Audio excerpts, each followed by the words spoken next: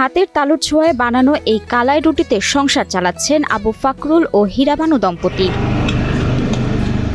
চুলায় জ্বলছে আগুন আর মাটির পাত্রে ভাজা হচ্ছে কালাই রুটি। অপরদিকে বানানো হয়েছে কালাই রুটির স্বাদ দ্বিগুণ করা বেগুন ভর্তা, মরিচ ভর্তা, ধনিয়ার ভর্তা ও হাঁসের মাংস। আমার এখানে মরিচের ভর্তা, বেগুন ভর্তা, ধনিয়া ভর্তা এবং হাঁসের মাংস দিয়ে সবাই খায়। প্রথমে মাসকলাইয়ের গুঁড়া ও চালের আটা মিশ্রণ করে স্বাদমতো লবণ ও পরিমাণ মতো পানি মিশিয়ে খামির তৈরি করা হয়। পরে খামিরটি ছোট ছোট খণ্ডে ভাগ করে আটা নিয়ে গোলাকার করা হয়। এরপর দুই হাতের তালুতে রেখে বিশেষ কায়দায় ঘুরিয়ে ঘুরিয়ে বানানো হয় এই রুটি।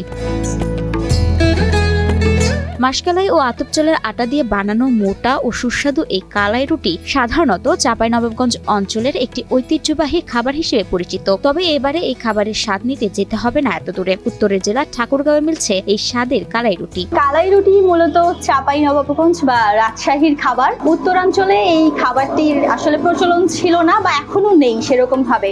আমি প্রথমবার রাজশাহীতে খেয়েছিলাম এই কালাই রুটি। তারপরে যখন জানতে পারি যে ঠাকুরগাঁও অর্থাৎ আমাদের এই উত্তরাঞ্চলেই এই কালাই রুটি বিক্রি হচ্ছে, খেতে এসেছি পরিবার নিয়ে। ঠাকুরগাঁও থেকে বালিয়াডাঙ্গে যাবার পথে মথুরাপুর বাজারে দম্পতি আবু ফাকরুল ও হীরা বানু বিক্রি করছেন এই মজাদার খাবার। আমরা এটা কালাই রুটি বিক্রি করতেছি।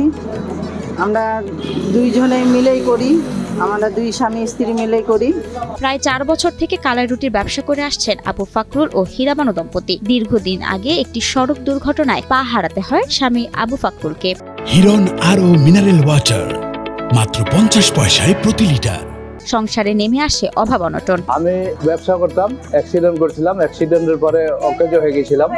হয়ে যাওয়ার পরে 4 বছর থেকে আমি কালাই রুটির দোকান করতেছি। শেষমেশ স্বামী স্ত্রী মিলে শুরু করেন কালাই রুটি বানানো। প্রতিদিন স্ত্রী বানাচ্ছেন কালাই রুটি আর হুইল চেয়ারে বসে তা বিক্রি করছেন স্বামী ফাকরুল। অবশেষে অভাবের সংসারে ফিরেছে সচ্ছলতা। আমার বড় ভাইগুলা এখানে আসে বসতো, আমার এখানে আসে বলতো যে আবু কালাই রুটি যদি বানাই দিতি তো খাইতাম। তখন আমি বড় ভাইদেরকে বললাম যে একদিন বসেন বানাই দিব।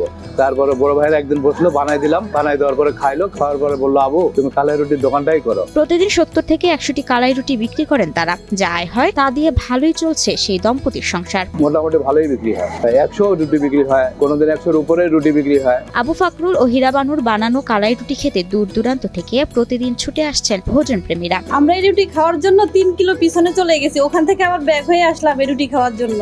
এটা আমাদের ঠাকুরগাঁওর মধ্যে বিখ্যাত। আলহামদুলিল্লাহ অনেক ভালো ছিল। আমি এই প্রথম কালাই রুটি খাইলাম, আমার কাছে বেশ ভালো লাগলো।